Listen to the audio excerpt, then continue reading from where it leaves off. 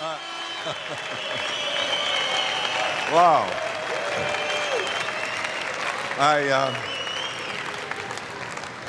Thank you very much. I hope you're going to like me as much when I'm finished as when I start, because those of you who know me and have heard me before know that I'm going to talk very directly to you. And I do that because I understand why people succeed and why people fail. I've spent my life, doing these kinds of things. I was a university professor for years in the field of psychology and sociology. I studied human emotions. I studied how the mind works and why people end up where they end up. I spent many years in the criminal justice system doing counseling with people whose lives were messed up. And so my life has been primarily about empowering people through what I call a wake-up call. So I'm going to talk to you about some things like cause and effect, how the mind functions, why people succeed, why people stay average, and why people fail. Would that be of value to you if we could share some ideas around that? Yes. Okay? As far as my involvement with ACN, I had a good business background. I had many years of experience. When Artie and I went in to look at ACN, and I can tell you we probably had a lot more background than some of your friends who tell you it won't work. We went in and we put this company under the microscope. We were not going to get involved with a company that A, had the wrong people leading it. Because in my experience, if the people at the top are not right, sooner or later, it's a problem for everybody else who's involved. You know how difficult it is in business and in life to find stand-up people who mean what they say, have the passion for what they're doing, and share the wealth with the rest of us? Sometimes opportunities come and they pass people by. And the interesting thing is that everybody's hearing the same information. Why is it then that one person will grab the ring of possibility and create great success, and the person sitting right next to him doesn't do a thing with the opportunity? You see, first thing I want to share with you and teach you is that I'm one person up here as far as you see, but I want you to know that that's an illusion. See, I'm not here alone. Every teacher who ever taught me, every mentor I ever had, every book I've ever read, every research I've ever done is here with me.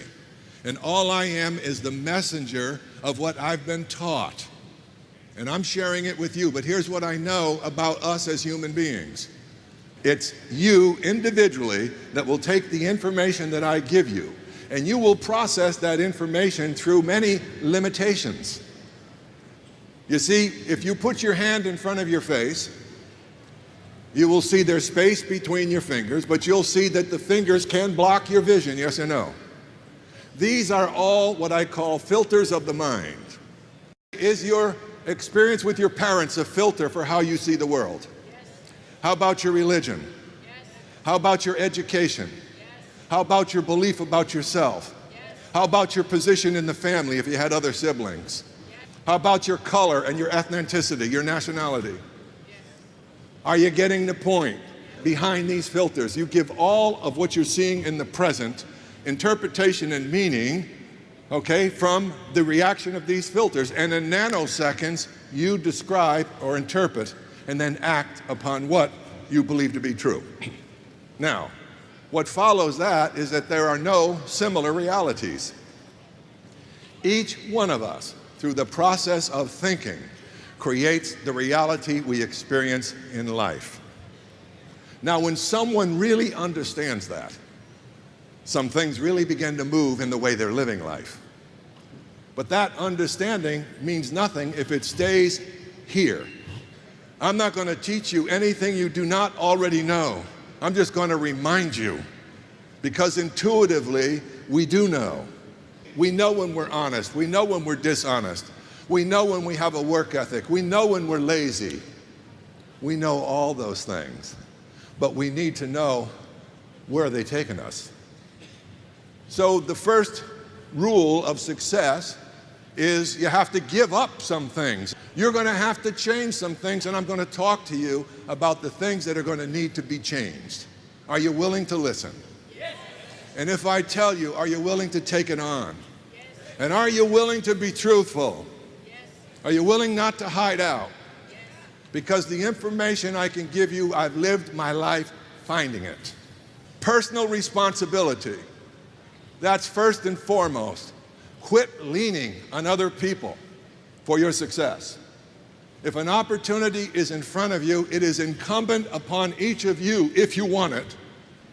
That's why Dr. William James, the father of American psychology, was asked near the end of his life, what is the greatest contribution to humanity in your lifetime? To which he responded, listen closely, that a human being can alter the circumstances of their lives by altering their attitudes of mind. Their attitudes of mind. What's the creative force? This is what most people will live and die not knowing or not believing when they hear it. Your mind is creating your reality. How you use your mind, which means what type of thought do you use to put you where you are now? You see, let me talk to you a moment about the law of cause and effect. You see, this is the law of the universe. The highest form of wisdom is understanding the law of cause and effect as it relates not only to the events of the universe, but to the events of our lives. And in our lives, thought is the cause. How you think is what you become. Take the aggregate of your thoughts, be they positive or negative, and you don't need to be a genius to look at your life as a consequence.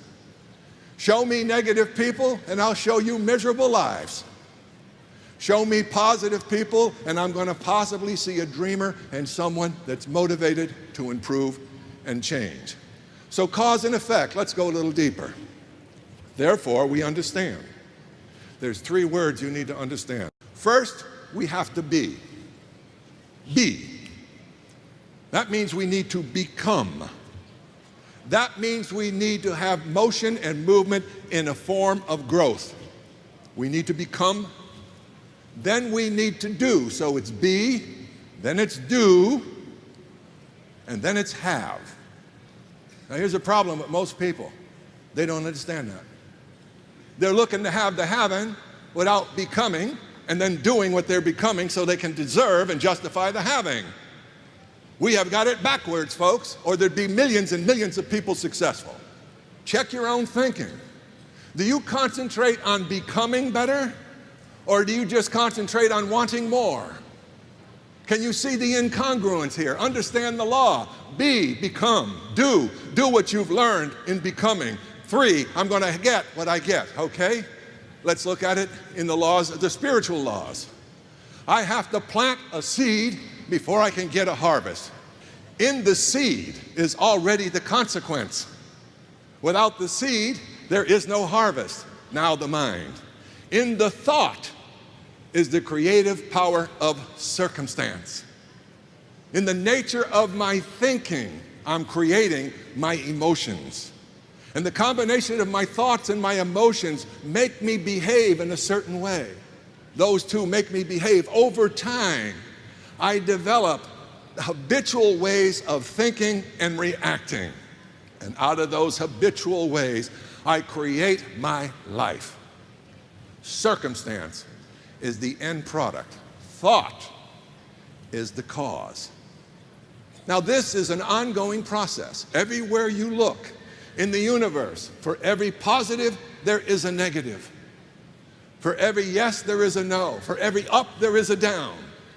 In the universe, you see this peculiar balance all the time, but you can't see it in your own lives. You have to get to that point if you want to prosper and grow and be happy and have better relationships in your life. You need to finally get this. In fact, I will say to you that the lack of understanding of this universal law of cause and effect is the reason for most failure that you're ever going to encounter. You see, conditions are conditions. Circumstances that are out there are events that happen. The only choice you and I have, the only real freedom we have, is how are we going to think about what's happened. And there is where we have choice that most people have given up. We've become habitual in our responses to circumstances. We seldom step back and say, I have a choice whether to get angry. I have a choice whether to be bitter. I have a choice whether to be resentful. I have a choice. Why am I giving up that choice and simply reacting like I've always reacted? You see, people are not trained. They're really not trained to be successful. They're not trained to understand the power of their minds. We get educated to get jobs. And what are jobs? Jobs take our ability to create and put them in a very, very narrow field, a vertical field called our profession. And everything we begin to interpret, the people we hang with, the people we go to dinner with, they all become in that circle for the most part. So what is our thinking limited to? What are the influences limited to? They're limited to the rather peculiar and exclusive surroundings that we get. Now, do people influence you? Do you think that we might be end products of a lot of that? What if the instruction, well-intentioned as it might have been, was wrong? Have you ever thought of that? Some of you in here had great talent, but maybe your sister or your brother that preceded you had a little more. And maybe your parents, when you were trying to become you, may have said, meaning well, please, your sister's the singer. And you stopped singing. What a shame. Did you have a choice? You didn't know back then you had a choice, but you do know today. Maybe back then you were reacting to everybody that's bigger than you when you're a little kid. Everybody that's older than you is sort of God to you. Uncles and aunts, when they speak when you're little kids, you can't wait to respond favorably, yes or no. What if they're giving you garbage? We were still listening, weren't we? You see, I started out as a young boy with polio. I was in an iron lung. The doctors told my mother he's not going to live. And then when I lived, the doctors told my mother he'll never walk again. Now either I made it or I got a twin brother that's standing in place for me. You see, when I started, I didn't have anything much going for me other than what I could muster up inside. And I learned some things about motivation, which I want to teach you. Every failure I know, without exception, waits to be motivated. Isn't that sick? If you're a person waiting to be pumped up to change your life, you better grab a moment of inspiration, internalize it, and get some fire in your belly, or it ain't going to happen, nothing's going to change. The only winner in the game is going to be the time on the clock. You're not going to win. Change is inevitable. Adjustment to change is inevitable. So I went on, and how many of you were laughed at when you were kids? Made fun of. Come on, let's own it. We've all had some of it, some more than others. Well, let me tell you something.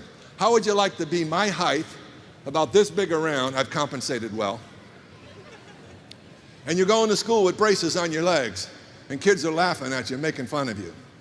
See, there's a choice there, isn't there? The choice is I could have decided to become what they were telling me, or I could dig somehow inside and say, I'm not letting them define me.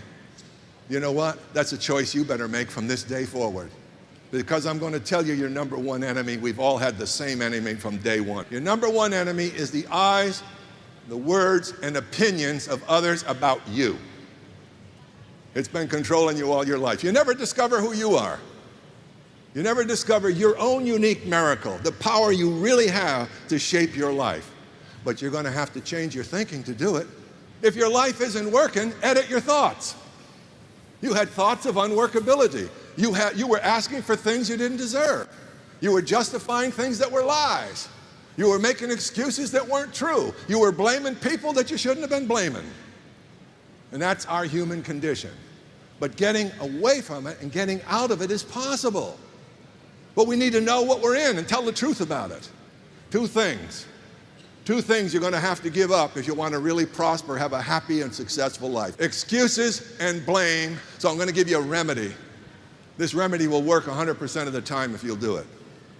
Forgive anybody and everybody who ever did anything to you that was harmful to you, with no need for justification or kind response for the forgiveness. And here's why.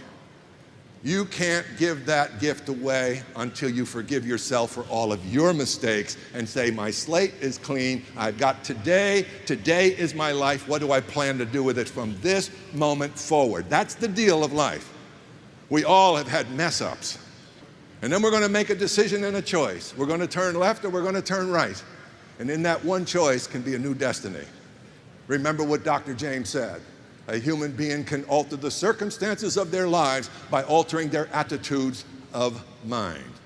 So the law of cause and effect don't care if I understand it. It doesn't care if you understand it, and it doesn't care if you hear it and don't follow it. It runs the game, and wisdom, to me, the highest form of wisdom is understanding how that works. In my thought, I'm creating emotion.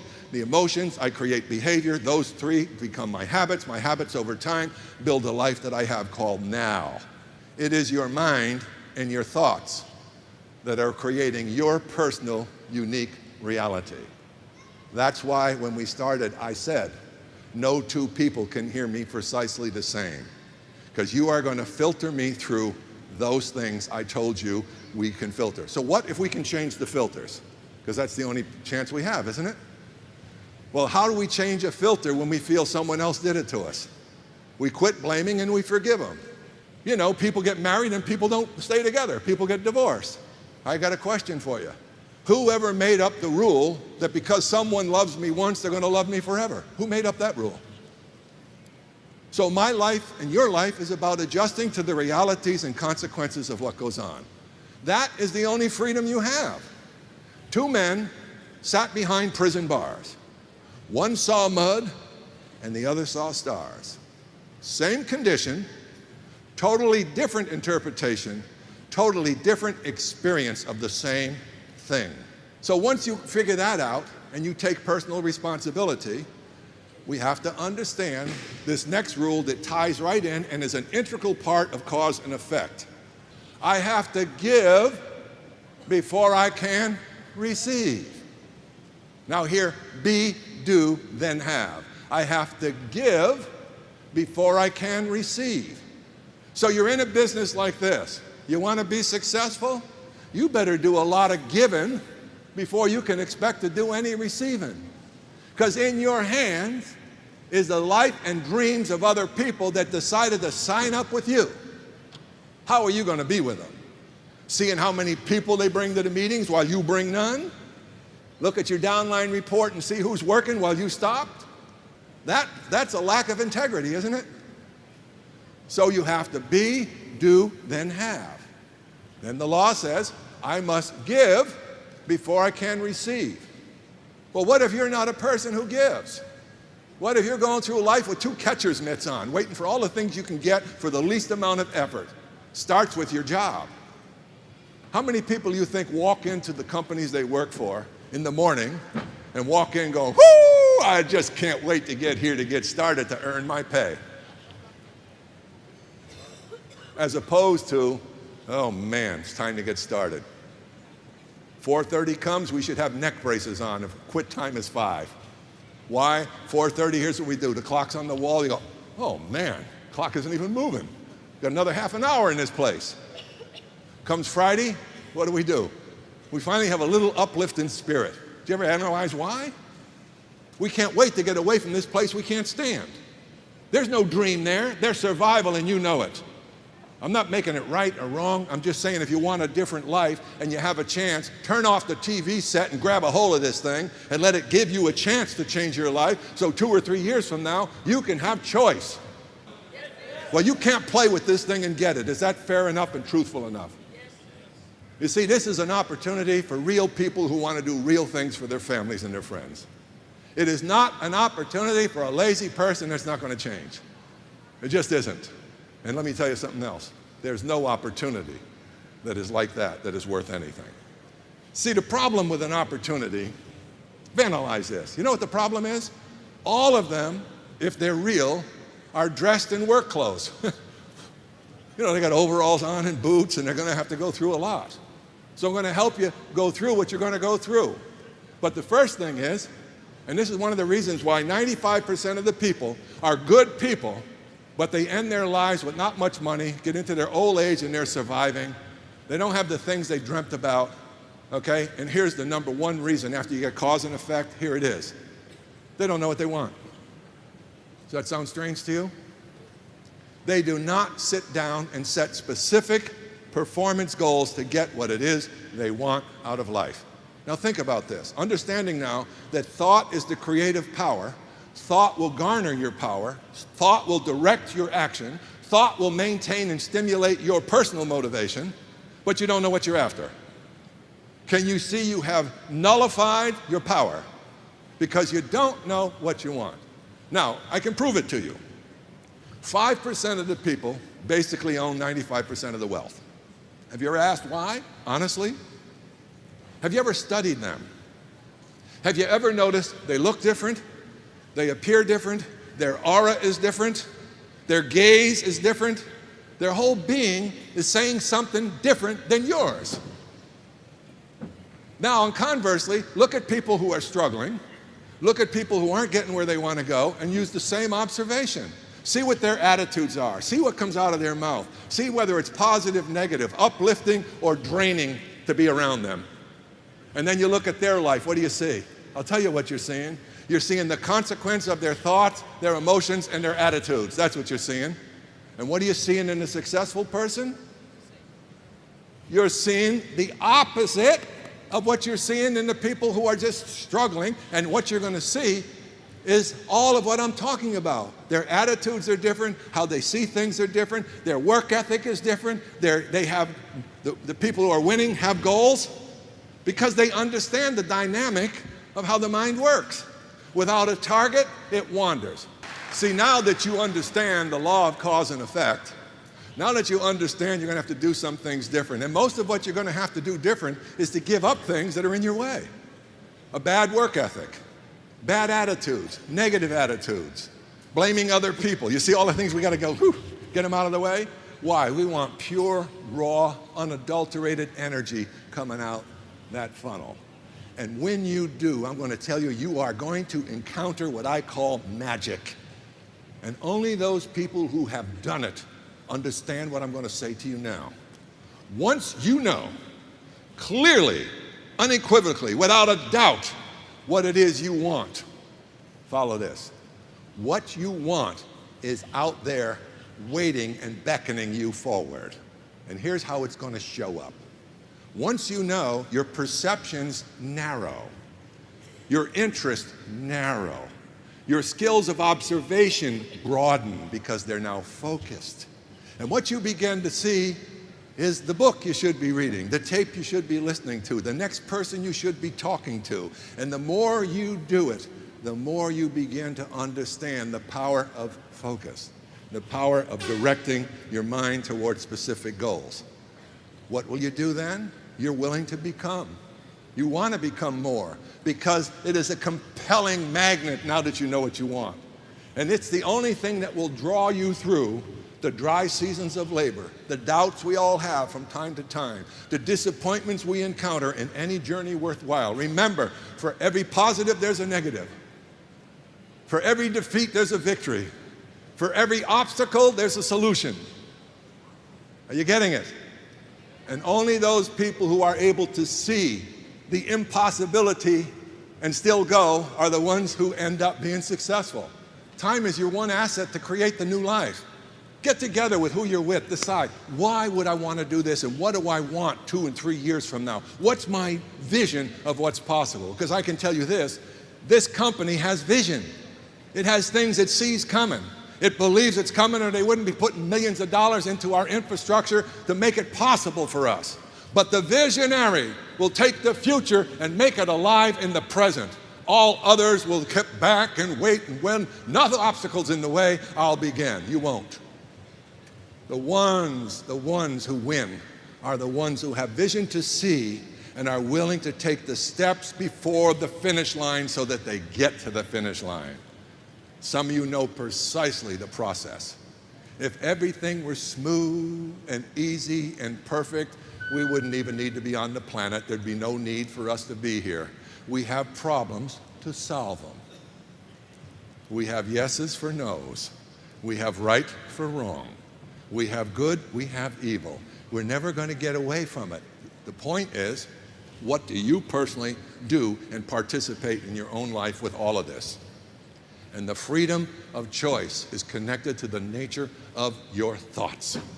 So thoughts are creating my reality. If I observe successful people, I start to notice they are different. They're no more intelligent than you. Don't you buy that? A genius without a goal will go nowhere. And an average person with a goal can go anywhere. So don't get intimidated by how smart you think people are. In fact, people who are mostly committed to being smart, that's all they are. They have to have answers for everything. The adventurers in life are the entrepreneurs. There's no sure deal, but guess what? You got a heck of a lot of evidence that this thing works. The only question left for you is, do you want it to work for you or not? What you need to recognize is that you need to change so that this is a possibility for you. You are going to get the best training. You are going to get some wonderful people interested in you. And you want to know what? Go find it out there.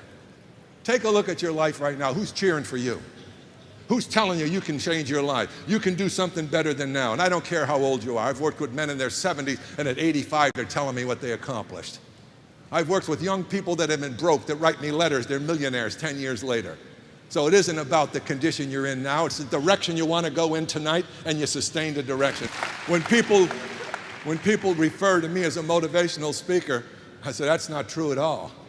I'm a wake-up call. I don't want to motivate anybody. I want to educate you as to what the realities are of winning and losing. That's integrity.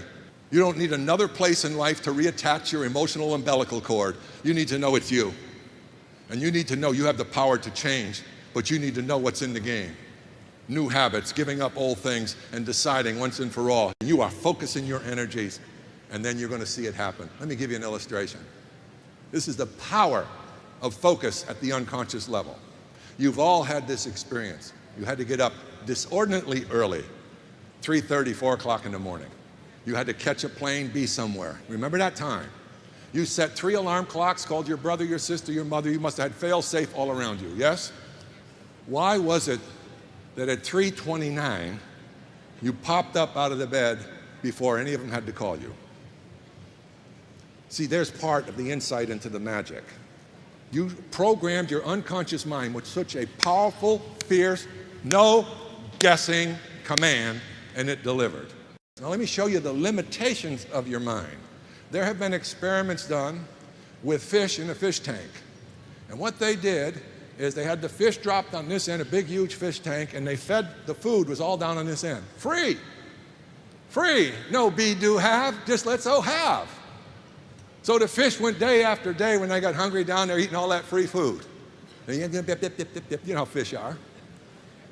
And then the researchers one day put a glass plate at the end where they could see the food, but they couldn't get to it. So here were the fish. They go down, boom, bam. About 2 or 3 of them did that, and they went back and they had a fish conference. And they started talking about the impossibility of getting food. See, they don't have any other skills developed, so they keep banging their nose. They bang their nose, they bang their nose. Now guess what? This is the conditioning. They lift the glass, guess what the fish did? The food was readily available, but because they were conditioned to see the impossibility, they went as far as the glass and stopped and didn't eat. That's what you and I do. You see, the reason you don't set new visions for yourself, the reason you don't set new goals, is because the goals you're going to set now are based upon the experience of the goals that you've set in the past and the effort that you generated to get there. That's your glass ceiling. Now here's the wonderful thing about success. You know all the hardships you go through to get there? I'll describe them for you in a minute so you're prepared, and remind some of you who've been in the business that it hasn't ended. You have to understand that you are going to hit obstacles. Here's some of the obstacles. You invite someone even to this conference, and you are excited. You really work to get somebody here with you. And that person probably didn't even come in for today. How do you feel? What's your natural emotional reaction to that? Down, isn't it? Okay, could you get upset? Could you get angry? Could it seem justified? Watch your tricks of your mind. It seems all legitimate that the consequence of this should make you angry, make you upset, and take your energy away. Someone who didn't want it, once again, steals your dream. Shame on you. Until you own it, you're never going to get it. And you don't own it when you get it, you own it when you start it. And it's just a question of time, of checking your thinking, getting the right mind alignment, and this is coming your way.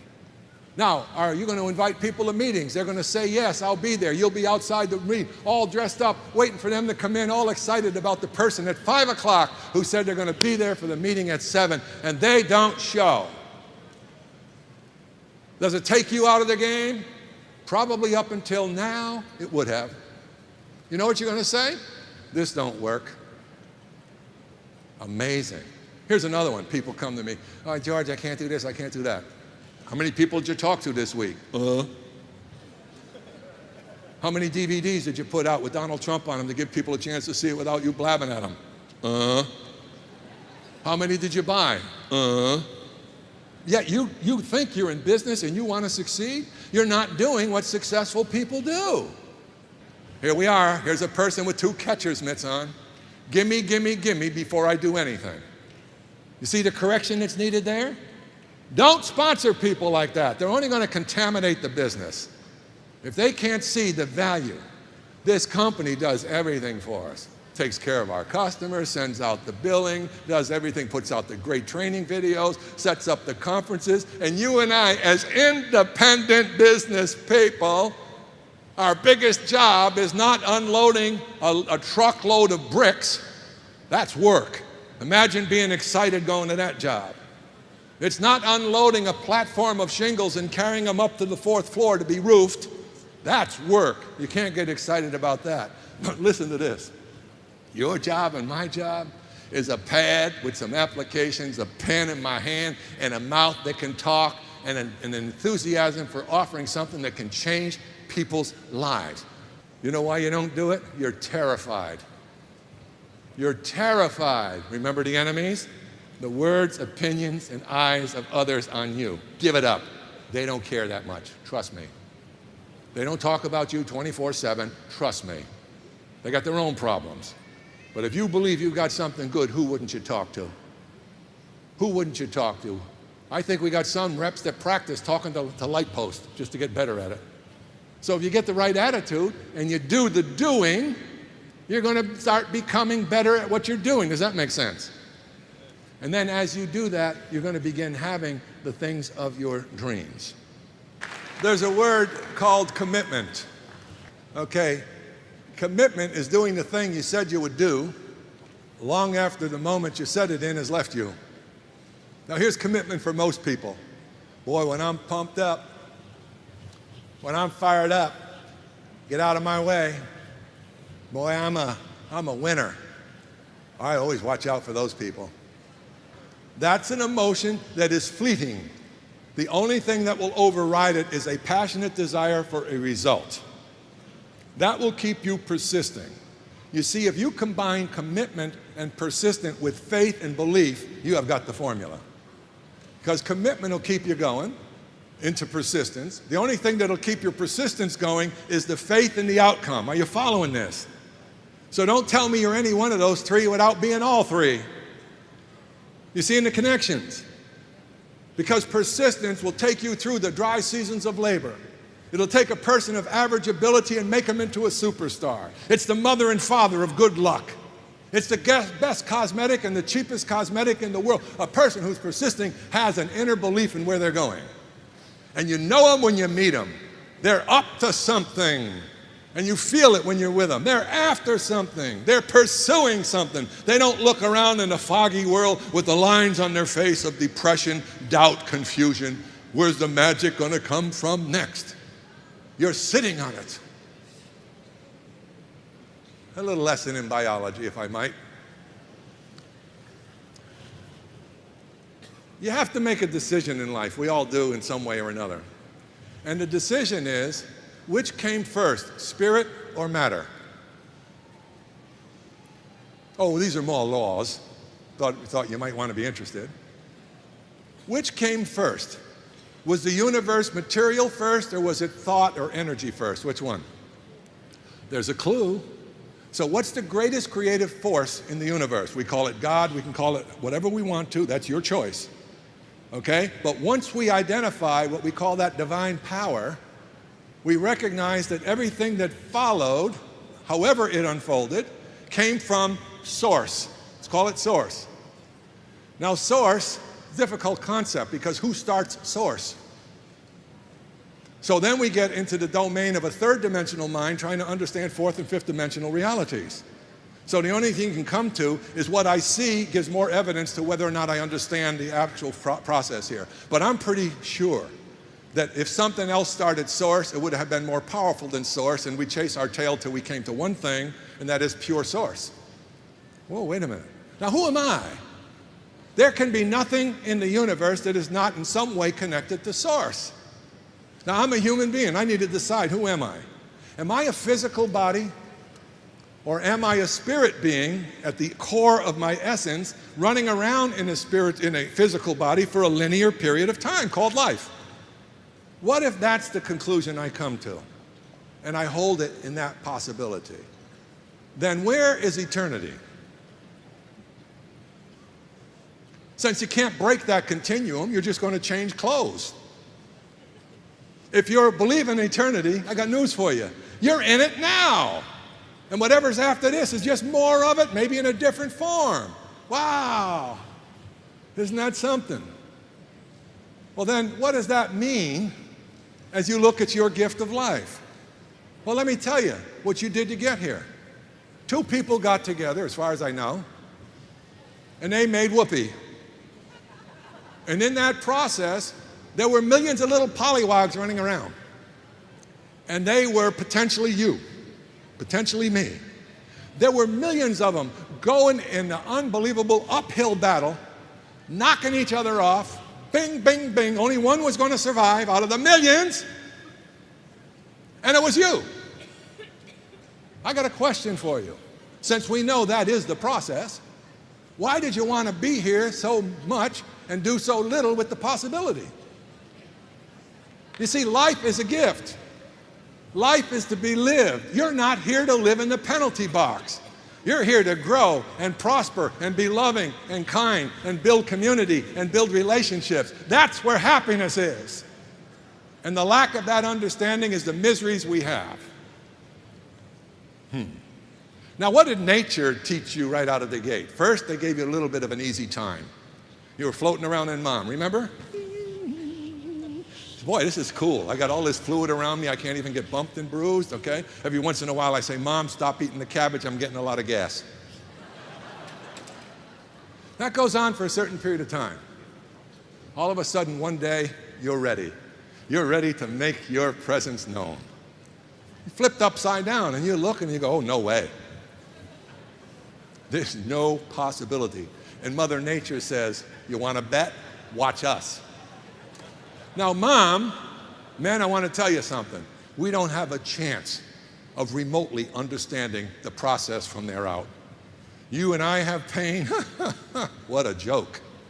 Now, I believe the reason why mothers can love so deeply their children is because in that experience of pain was created the vase for the largeness of their love. So again, I see the universe, the plus, the minus, the yin, the yang, the positive, the negative. But then you finally arrive. You finally arrive. You know what happened? You didn't like the journey. It was squeezing you. And then you finally arrive in the world, and only a mother at that moment could say, isn't he or she beautiful? You know what the fathers do that go in there? They go like this, they look again, they run to the nurse. Is that a kid? You sure it's mine? Because we're the ugliest looking things you've ever seen from a male eye. What's that stuff? Well, oh, good, let me out of here. What does a mother say? My sweet, darling baby.